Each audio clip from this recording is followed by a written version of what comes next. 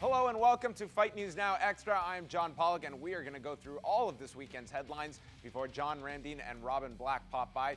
In the news today, we're chatting Rich Franklin and what's going on with him, a welterweight bout that looks to be a go for August in Boston, and Floyd Mayweather Jr.'s record remains unblemished.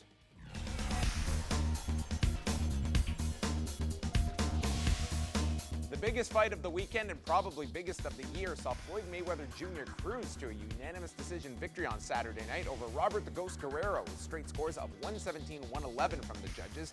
Mayweather, who netted $32 million for the fight, is hinting at coming back as early as September, with this fight being the first on a 6-fight deal he has signed on with Showtime. MMA Fighting reports that a welterweight bout between Matt Brown and Thiago Alves is about to be made official for the debut on FS1 coming up August the 17th in Boston, Massachusetts. The two are at very different places in their careers, with Brown riding a 5-fight win streak, while Alves has been out of action with a plethora of injuries since his loss to Martin Kampmann in March of 2012. And for those curious about the status of former UFC middleweight champion Rich Franklin, the 38-year-old is not done fighting. He recently spoke to MMAweekly.com and threw out the name of Michael Bisping as someone he would like to fight before he retires. Franklin has 2 fights remaining on his contract, but has not fought since last November when he was knocked out by Kung Lee in the first round. And we are joined by John Ramdine and Robin Black. And first of all, guys, all three of us watched the Floyd Mayweather-Robert Guerrero fight on Saturday night. From what you can recall, Robin, what did you think of Floyd's performance? Well, I know what you're referencing, and that is our boxing analyst, Corey Erdman, was very aggressive with the vodka that night. But from what I recall, you look at Mayweather, man, and he doesn't look like he has slowed down one iota. His defense is as great as ever. I mean, at this age, you would think that he would be, slowly starting to see his skills degenerate, but you really aren't. The guy's an animal. And I think a lot of that you can credit with Floyd Sr. back working with his son here. You saw a very renewed Floyd Mayweather, in my opinion, on Saturday night. And Robert Guerrero, someone that I think a lot of pundits thought that this guy did certainly have a chance on Saturday. Yeah, I mean, Guerrero looked excellent. He fought the fight that he had to fight. He kept going forward, did not get stopped. But unfortunately, he's facing what a lot of people call the pound-for-pound best of all time. So you have to give props to Guerrero, and you have to give props to boxing, because it wasn't just about the main event. You had Mares versus Ponce de Leon and Santa Cruz versus Munoz, and those 2 fights were absolutely outstanding, giving fight fans exactly what they desire. You've heard Oscar de la Hoya in the past reference the UFC's model for trying to make sure that there's a lot of action underneath the main event, and they succeeded. And quite an interesting young up-and-comer calling the fight, too. Someone from Abbotsford, British Columbia. Yeah, I was surprised that you heard a guy named MR calling some boxing when we know he's obviously known for MMA. Ronaldo did a fantastic job. We move over back to the world of mixed martial arts. Thiago Alves, Matt Brown, which is being targeted for August 17th, the FS1 debut.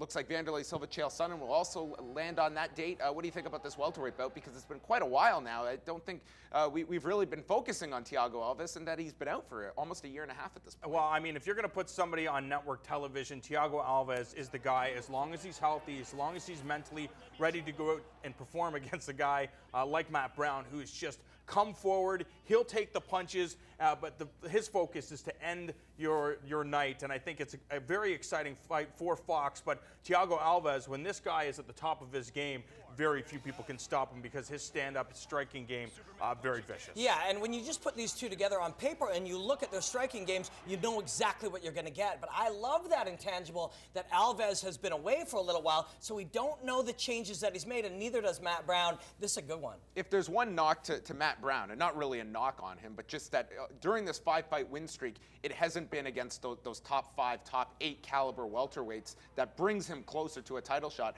Does a win over Alves, does that start to propel Brown where a title shot is not out of the realm of possibility, that this guy's at least in that conversation? Yeah, I agree, and at the very least, it introduces him to a guy like Alves, who has been in the top 10 before. So you can see, you go in there and say, okay, this is what this level of striking in the welterweight division is all about. Go out there, get the important victory, and then make whatever necessary adjustments. But it's very difficult because Thiago Alves, kind of different than a lot of fighters in the welterweight division. You look at most of the division, and those guys all have wrestling backgrounds. So it's it's an interesting dynamic. Yeah, it is, and it is a good one. I mean, guys are afraid of Matt Brown. You can just see it.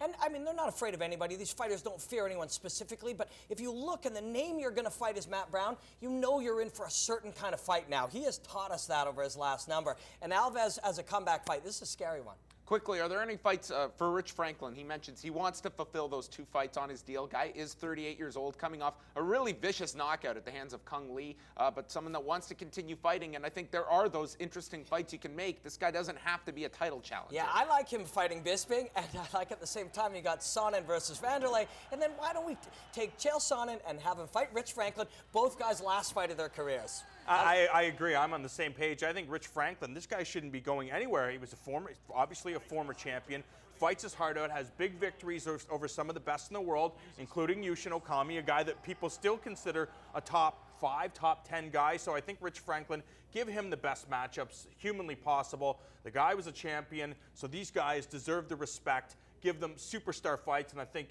you start with Michael Bisping, you have Chael Sonnen, and then you go from there. Do you see him just kind of floating between divisions, or maybe catchweight fights, no, not yeah, really marrying yourself? Yeah, of course. Why limit yourself? I think that a guy like Rich Franklin is a professional, so for him to be able to move from 185 to 205 pounds in catchweight, it makes perfect sense. And he's also one of those guys we know is certainly going to have a job, I think, for life with the UFC afterwards. But we've got Fight News Now Extra. It's coming at you right now.